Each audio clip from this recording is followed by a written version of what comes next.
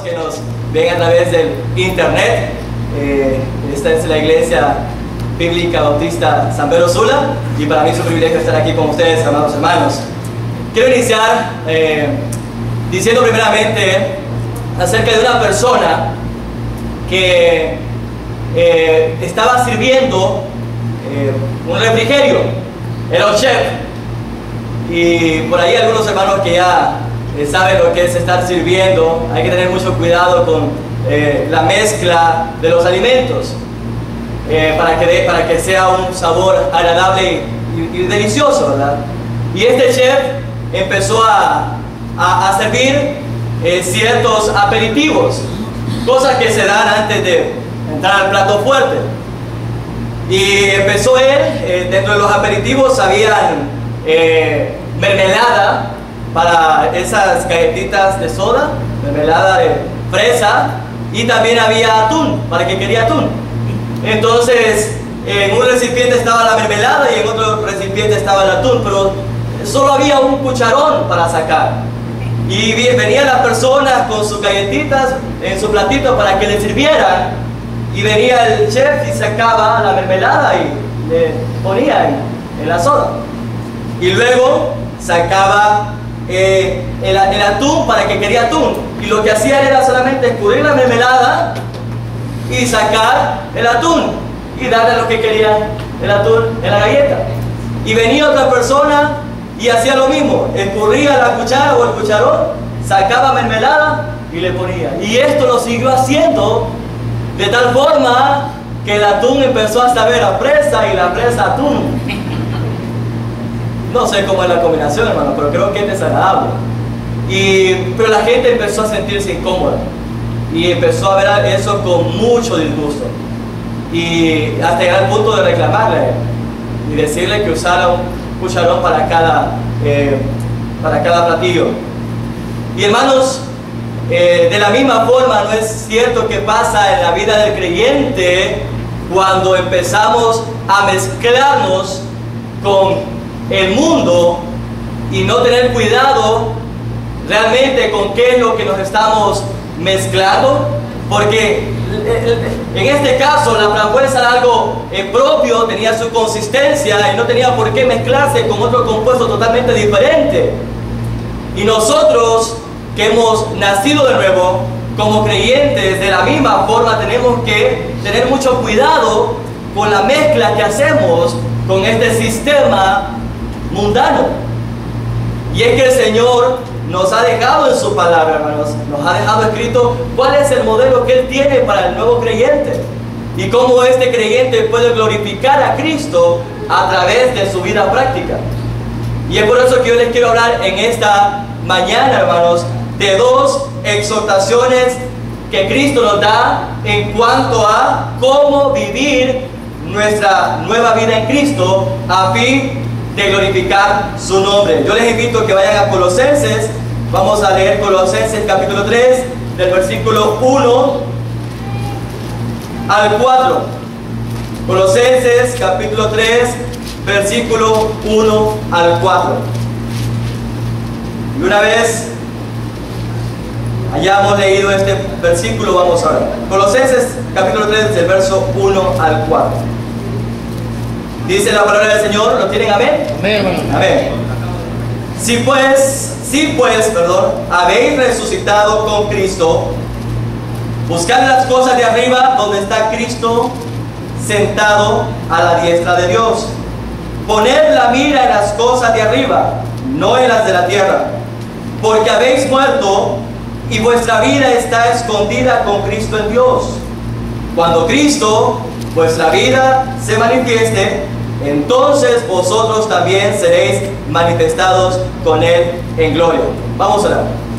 Gracias, amado Señor, por tu infinita misericordia, por lo bondadoso y misericordioso que eres, que has sido, oh Dios, con nosotros, y que siendo aún pecadores, Cristo Jesús vino a dar su vida por nuestros pecados. Gracias, Señor, por ese amor mostrado en la cruz. Gracias, Señor, por el compañerismo que tenemos entre hermanos. Somos tu iglesia y tú, oh Dios, un día nos levantarás y podremos estar contigo, Dios, para siempre. Ayúdanos, Señor, a poder entender tu palabra, que tu Espíritu Santo nos ilumine, oh Dios, y podamos concentrarnos y aceptar este mensaje, oh Dios, en nuestros corazones, que venga propiamente de ti. Ayúdanos, Señor, a concentrarnos directamente en lo que tú nos vas a decir. En el nombre de Jesús, amén. Amén.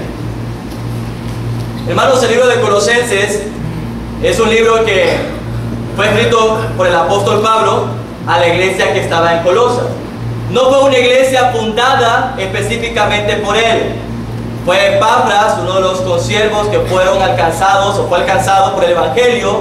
Cuando Pablo andaba por Éfeso, iba rumbo a Roma, en esos viajes misioneros el apóstol Pablo, a través del Evangelio, alcanzó a Epafras, que fue el fundador legítimo de esta iglesia. Esta carta fue escrita por el año 60 a 62 después de Cristo. El propósito principal de la carta fue motivado, la ocasión que motivó al apóstol Pablo a escribir esta carta fue porque en la iglesia de Colosas se estaban levantando herejías. La iglesia de Colosas era una iglesia conformada por gentiles y judíos, o sea, personas que estaban realmente en el judaísmo. Pero habían otras personas que estaban introduciendo en esta iglesia herejías. Y dentro de esas herejías eran de que Cristo era 100% Dios, pero no era 100% hombre. Por lo tanto, no era suficiente para satisfacer las necesidades que el creyente necesita. Por lo tanto, los creyentes tenían que hacer otras cosas más, obras, y no tenían que depender totalmente de Cristo.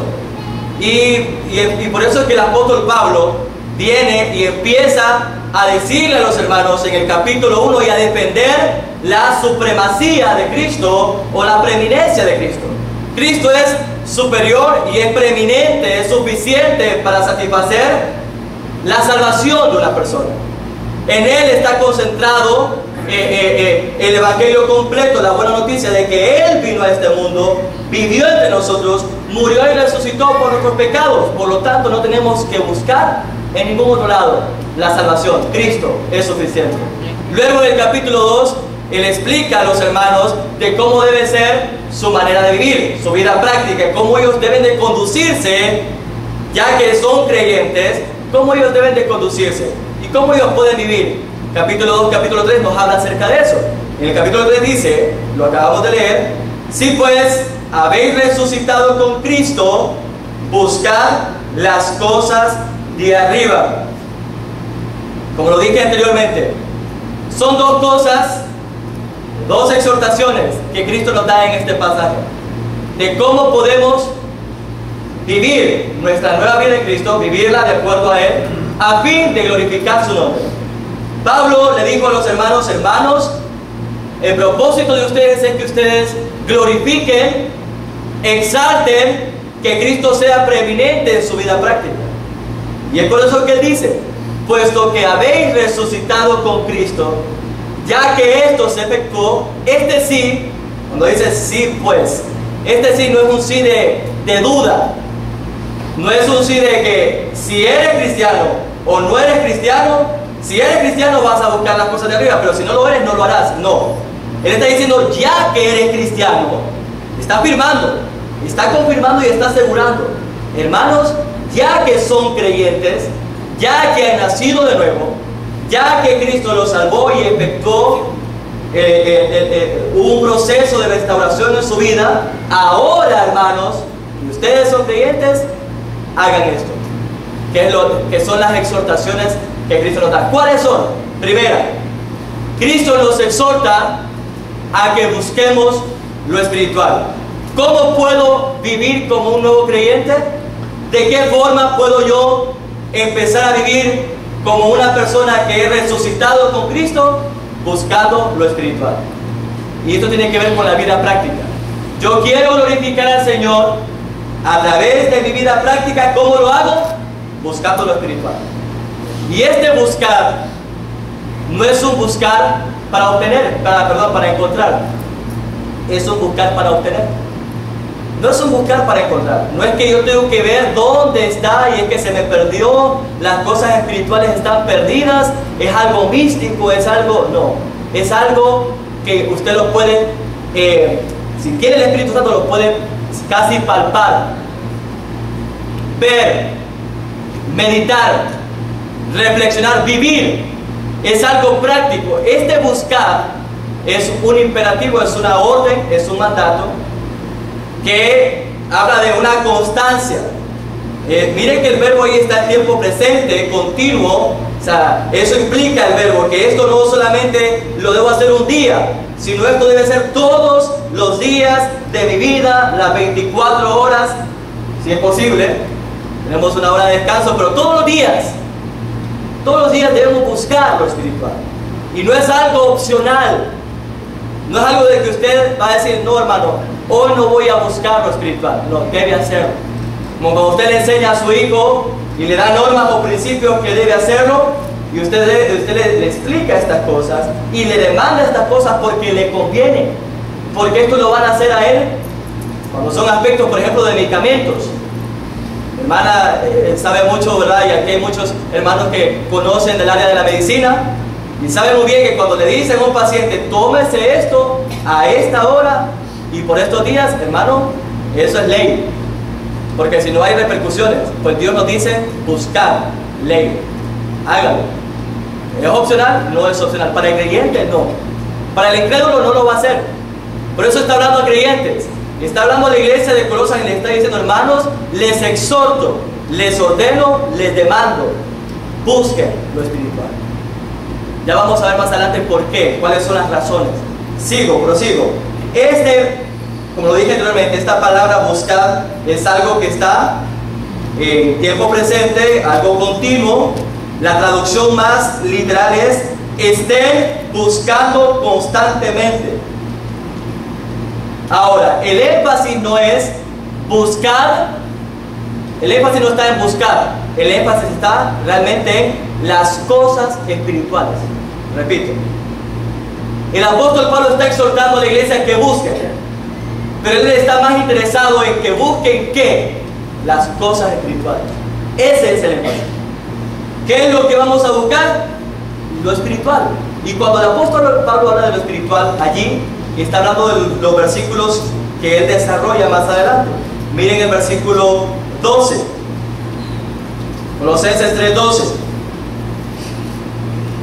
Según lo indica el contexto, el apóstol Pablo se refiere a realidades tales como, número 1, corazón compasivo. Corazón compasivo. Estas son las cosas o las realidades espirituales que debemos buscar. Dice, versículo 12, vestidos pues como escogidos de Dios, santos y amados, miren, de entrañable misericordia. Esa entrañable misericordia, esa frase, 2 palabras, la usaban los judíos porque ellos utilizaban esta frase, es una frase casi hebrea, con raíz hebrea, que para ellos demostrar un sentimiento profundo venía desde las entrañas. Por eso utilizaba esta palabra entrañable, de mis entrañas, sentimientos que vienen de lo más profundo de mis entrañas. O sea, misericordia, conjunto de emociones que vienen de lo más profundo del ser. ¿Qué cosas espirituales debemos buscar? Aquellas cosas que vienen del amor, de la misericordia, de la compasión. Profundo y verdadero amor por los perdidos. La misericordia que debo tener yo por aquellos que no conocen a Cristo. Y esto es lo que el cristiano debe buscar constantemente. Predicar a Cristo. El mensaje de Cristo. No hay otro mensaje que podamos predicar en este mundo. Cristo vive.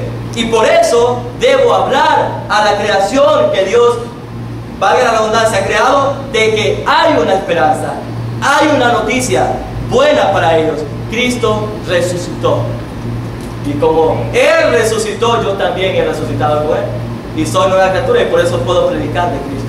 Amén, hermanos. Amén. Eso el Señor nos ha mandado. Buscar la compasión por los hermanos. Predicar a Cristo, amar a los perdidos. Segunda cosa que tiene que ver con las realidades espirituales. Ahí dice, Colosenses 3:12 dice, de misericordia, de benignidad. Tiene que ver con bondad, solamente lo voy a leer por el tiempo. Yo sé que ustedes pueden estudiarlo un poco más ahí en sus casas. Bondad tiene que ver con hacer lo bueno, lo correcto, lo justo ante los demás. Un creyente se debe identificar porque es bondadoso y no se aprovecha de los perdidos o de los ¿cómo se dice? De los faltos de conocimiento. Esta persona da sabiendo que hasta cierto punto está perdiendo, pero no importa perder por causa de los que voy a alcanzar. Pablo dijo Pablo, por amor de ellos lo he perdido todo. Estoy dispuesto a dejar lo demás por causa de mis hermanos. Hermanos, cuando yo decidí entrar a este instituto teológico, a seminario, a Mena, en Cihuatepeque, yo entendí y dije, bueno, ya mis aspiraciones personales son cambiadas por las aspiraciones de Cristo. Y es que como creyentes, hermanos, debemos tener la mirada puesta en lo espiritual. Y no significa que no vamos a decir que lo material es malo. Hay un llamado que tenemos como creyentes y eso no es opcional. Esto usted debe entenderlo como creyente en Cristo. Por eso el hermano Pablo dice ahí, el apóstol, puesto que habéis resucitado con Cristo, hay una prioridad en mi vida, buscar lo espiritual. Y si sé que en este mundo soy peregrino, si sé que no soy permanente en este mundo, y Cristo me puso aquí con un propósito, yo debo buscar ese propósito espiritual para mi vida.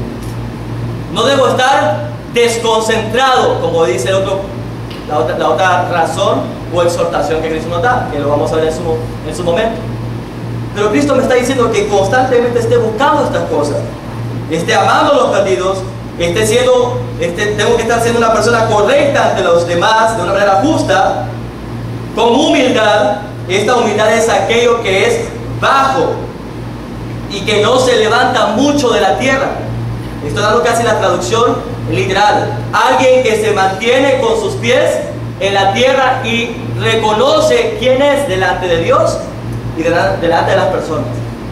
Cristo, ¿recuerda usted cuando lavó los pies de los apóstoles? Dios encarnado, lavando, sirviendo, tomando una actitud de humildad, lavándole los pies, porque era algo que los esclavos lo hacían. Y Cristo lo hace a sus discípulos, enseñándoles a ellos que nosotros tenemos que servir de una forma obediente al Señor, no soberbia. No podemos ser nosotros soberbios ante los creyentes, ante la sociedad. Tenemos que ser personas sometidos a la voluntad de Dios, con nuestros pies en la tierra, no orgullosos ni prepotentes, sino reconociendo quiénes somos. Y en Romanos capítulo 3 le habla acerca de quién es el hombre ante los ojos de Dios. ¿Quién es el hombre ante los ojos de Dios? Dice, no hay justo ni aún uno. No hay quien haga lo bueno. No hay ni siquiera uno. Todos se desviaron. A una se hicieron inútiles. Miren qué tremendo, es fuerte. Pero ante Dios, ante sus demandas, somos los más dignos de conmiseración. Pero en su gracia y en su misericordia el Señor tuvo amor por nosotros. Él es el grande, Él es el exaltado, Él debe ser el glorificado. Repito, el propósito de Pablo es que los creyentes exalten a Cristo en su vida práctica. ¿Cómo lo vamos a exaltar? Humillándonos nosotros y dejando que Cristo sea glorificado. Amén, hermanos. Eso es lo que el Señor está diciendo. El siguiente versículo, palabra rápidamente. Mansedumbre tiene que ver con gentileza, que es la disposición a sufrir daños o insultos en lugar de producir un daño. Paciencia, macrosumia, que es temperamento largo, que dura, tolerancia. Tolerar a los débiles en la fe. Un creyente debe ejercitarse en la paciencia con aquellos que van creciendo, con los niños espirituales. Hermanos, hay que soportarlos, amarlos, enseñarles. Que el hermano se molestó porque no le dio la mano, porque no lo saludó, porque no lo visitó, porque hizo algo que para uno puede decir esto es de un niño. Hermano, soporte a este hermano. Que el hermano no se sintió bien porque no le encendió el aire, hermano. Soporte, en aquel tiempo no había aire acondicionado. Que el hermano no le... Y miren, hermanos, en las iglesias pasa mucho eso. Hermanos que están en ese proceso. Yo le dije a unos hermanos, aún en doctrinas, le dije a unos hermanos un día predicando a ellos, le dije, y el Señor lo dice así, en Romanos creo que 5 habla acerca de eso, que soportemos a los débiles de la fe. Si un hermano no conoce aspectos doctrinales, verdades doctrinales, hay que soportarlos y hay que ayudarlos a entender, discipularlos, lo mismo que hicieron con nosotros. Pregúntele al pastor cuánta paciencia tuvo conmigo.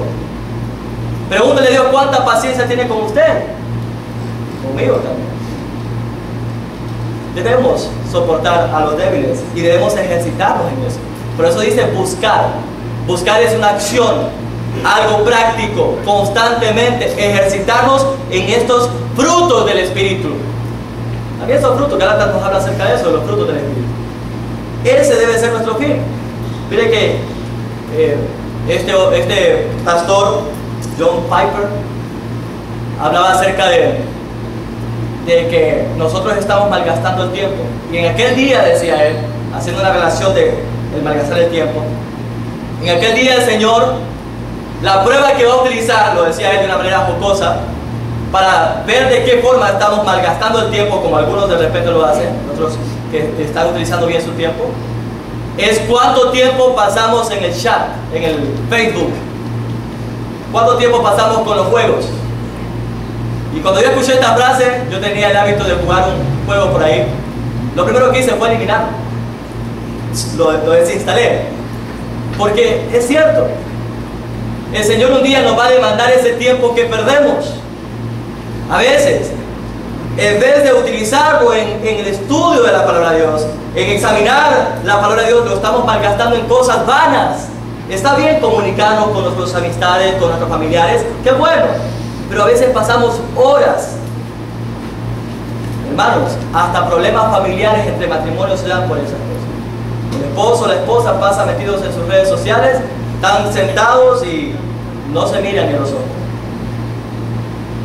Buscar constantemente ejercitarnos en estas cosas, soportar a los débiles, buscar ejercitarnos en perdonar también.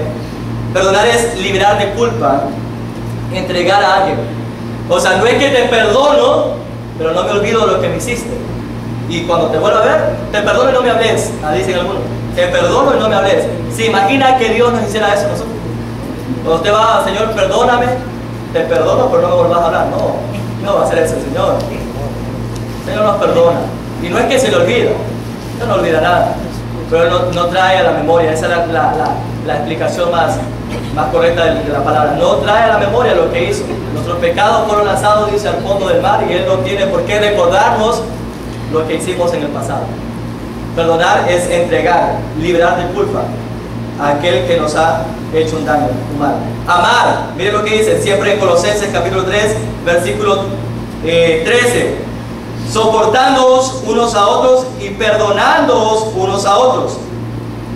Si alguno tuviere queja contra otro, de la manera que Cristo os perdonó, así también, hacedlo vosotros. Y sobre todas estas cosas, vestidos, es algo que tengo que hacerlo, de amor, que es el vínculo perfecto. Y la paz de Dios gobierne en vuestros corazones. Un amor sacrificial. Amémonos, hermanos, pero un amor desinteresado, no un amor egoísta. Amor es que yo manifiesto con mi vida sacrificial ante el ser que no merece ser amado. Me sacrifico a ese ser que no merece ser amado. Él no ha hecho nada por mí. Amad a vuestros enemigos. Qué tremendo, ¿verdad? Hermanos, eso tenemos que ejercitarnos en eso. Para eso usted necesita de Cristo. Solamente en Cristo y por medio de Cristo usted puede cumplir las demandas de Dios. Imagínense, nosotros no estamos dependiendo de Él. ¿Cómo vamos a lograr estas cosas? Ahora imagínense aquellos que no tienen a Cristo. Por eso tenemos el mundo, porque Cristo es suficiente para transformar, moldear, renovar un corazón hundido en el pecado, en el ser. Hermanos, estas realidades debemos buscarlas constantemente. Prosigo. Les he dicho que Cristo da dos exhortaciones en cuanto a cómo vivir. Les he dado una primero. Cuanto a cómo vivir nuestra nueva vida en Cristo, a fin de glorificar su nombre. Y la primera es buscar lo espiritual. Esa es la primera exhortación que Cristo nos da. ¿Cómo podemos vivir de acuerdo a Cristo y glorificarle su nombre? ¿Cómo lo podemos hacer? Buscando lo espiritual. Es la primera. La segunda exhortación que Cristo nos da, solo son dos, es fijar nuestra atención en lo espiritual, concentrarnos en lo espiritual.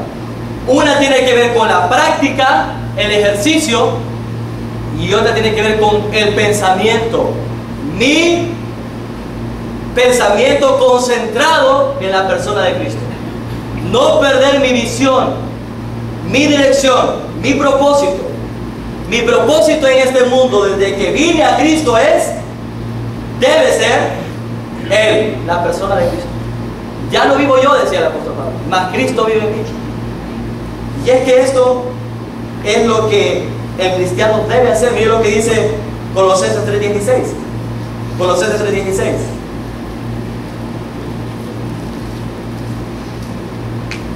Colosenses 3:16.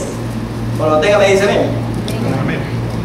Dice: la palabra de Cristo more en abundancia en vosotros, enseñándoos y exhortándoos unos a otros en toda sabiduría, cantando con gracia en vuestros corazones al Señor con salmos e himnos y cánticos espirituales. No está diciendo el apóstol Pablo que usted debe salirse en un sentido de su conciencia de este mundo. Los gnósticos decían que la materia era mala y por lo tanto comer X o Y alimentos, hacer actividades, cierto tipo de actividades que tuvieran que ver con lo material era pecado. No está hablando de eso el apóstol Pablo. No está hablando de que no vamos a trabajar, que no vamos a estudiar, que no vamos a hacer actividades como seres humanos. No está hablando de eso.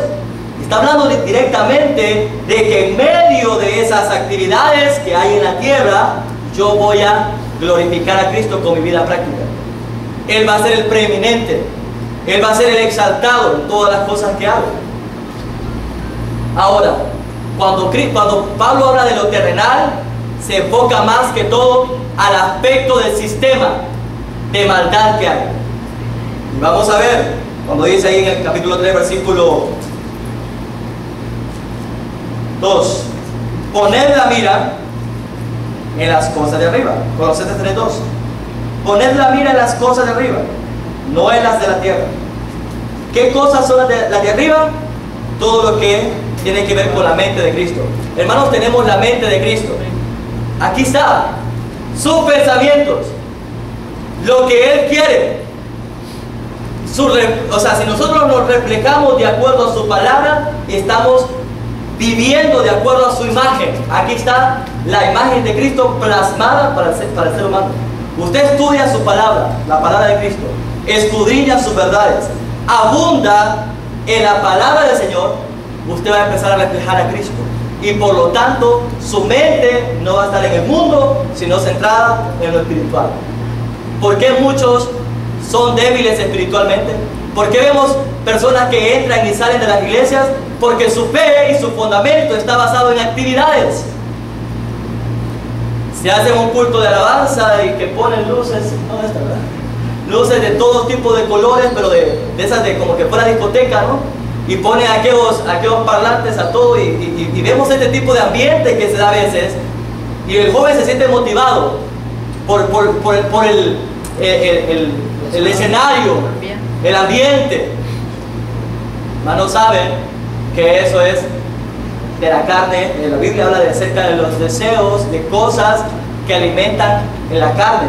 Lo que va a hacer crecer a un hermano, lo que lo va a hacer parecer más a Cristo es el alimento espiritual. usted se alimenta del Señor, vive lo que el Señor le demanda, hace y se refleja más a Cristo, usted va a ir madurando espiritualmente. Y esto es lo que el Señor nos está diciendo aquí. Céntrate, no te desconcentres. El enemigo, ese es el propósito, desconcentrarnos, hermano. Lo mismo que hizo con Eva, y está en el principio. En Génesis capítulo, creo que 3, habla de cómo tentó a Eva. ¿Y cuál fue la arma que utilizó? Mostrarle algo bello, algo que la desviara del propósito de la persona de Dios, de lo que Dios le había demandado. Y es lo mismo que hace con nosotros a veces. Nos muestra el placer, nos muestra aquello que satisface nuestro ego, que nos hace creer, aquellas cosas que nos hacen ponernos sobre otros con el propósito de sacrificar la iglesia. Yo conozco muchos hermanos que han abandonado la iglesia por placeres, y ojo, que claro, dudo, porque una persona que es creyente, dudo que va a abandonar las filas del Evangelio. Por lo tanto, no puedo confirmar de su profesión de fe. Es Él y el Señor Jesucristo que va a declararlo de acuerdo a sus obras. Pero lo que les quiero decir es que personas que han sacrificado por sus negocios, sacrifican la iglesia. Por su trabajo dicen, no puedo congregarme, dejo estos ministerios. Hermanos, un cristiano no puede estar en estas cosas, perdiendo de vista lo espiritual. No podemos. Servimos, trabajamos, laboramos, pero con nuestra mente en Cristo. Nuestro corazón por Cristo, por el Evangelio, porque hemos resucitado, no estamos muertos. Dice la Biblia que Él nos dio vida con Cristo. Mire, y quiero hacer un paréntesis, tal vez el tiempo me ajusta, hermano. El incrédulo está en un cajón donde no puede ver el mundo espiritual. No lo puede ver. Aunque usted quiera decirle hasta que no sea nacido de nuevo, no va a poder ver. Él no va a entender que es pecado la mentira. Tal vez va a decir que es malo, pero su corazón lo puede hacer, la codicia, la lujuria y todas estas cosas. De repente cosas que para algunos piensan que no es pecado, el creyente, el incrédulo va a decir, esto no es pecado. ¿Qué de malo tiene en escuchar músicas de recuerdos? ¿Qué de malo tiene de que yo ande en estas cosas mundanas? Él no lo va a entender. El creyente está en otra esfera espiritual. Él va a entender cuáles son sus demandas. Él va a entender qué es lo que Dios le pide. De acuerdo a eso, él va a obedecer. Mis ovejas oyen mi voz y me siguen. Las que no son ovejas de Dios no lo van a oír jamás hasta que vengan al Señor. Y ese es lastimosamente el problema que encontramos en este mundo. Predicar a Cristo, hablar de Cristo. Él es suficiente para salvar, para transformar. Hermanos, voy terminando. Ahora, capítulo 3, versículo 2, dice: poned la mira en las cosas de arriba, no en las de la tierra. La razón es porque habéis muerto. ¿Qué cosas son las terrenales? Solo las voy a nombrar. Capítulo 3, versículo, mira ahí, capítulo 3, versículo 5. Hacer morir pues lo terrenal en vosotros. Miren, fornicación. Por ahí creo que van a ir viendo la definición de fornicación, que tiene que ver con inmoralidad sexual. Viene la palabra porneia, que es pornografía, y todas estas cosas tienen que ver con la inmoralidad sexual. Segundo término ahí es impureza.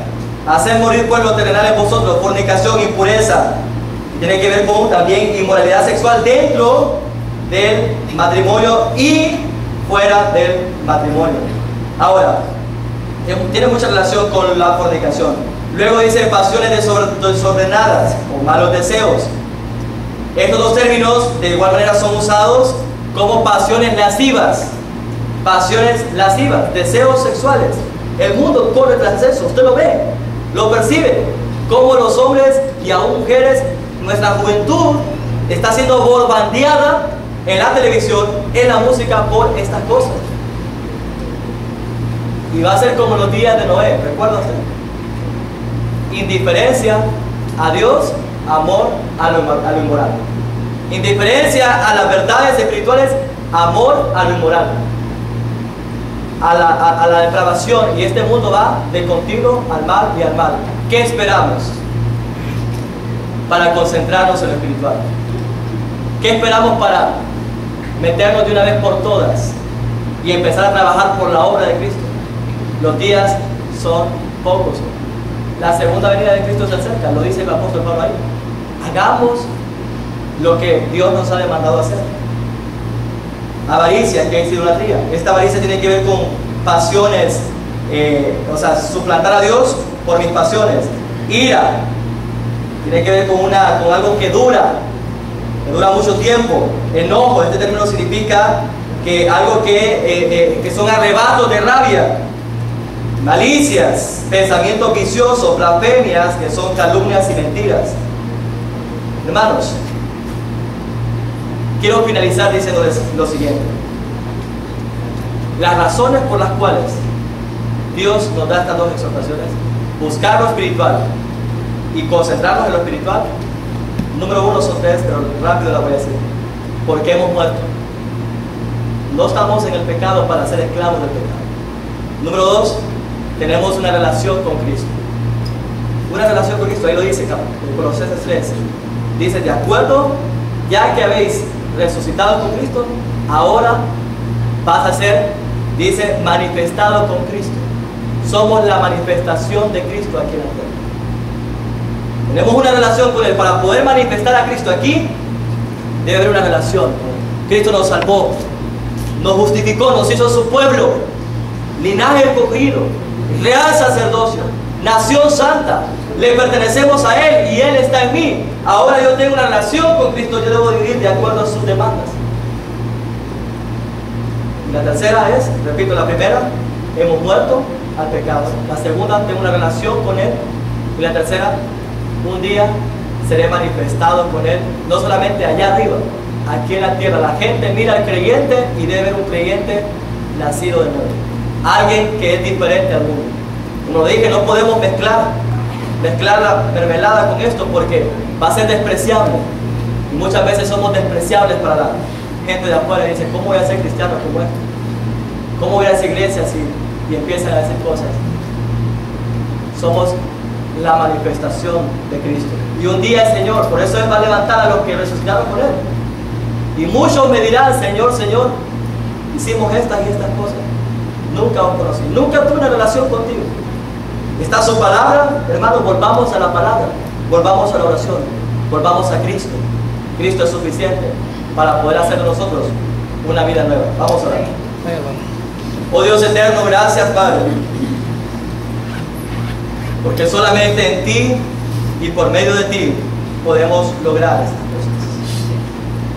Oh Señor, te necesitamos en nuestra vida.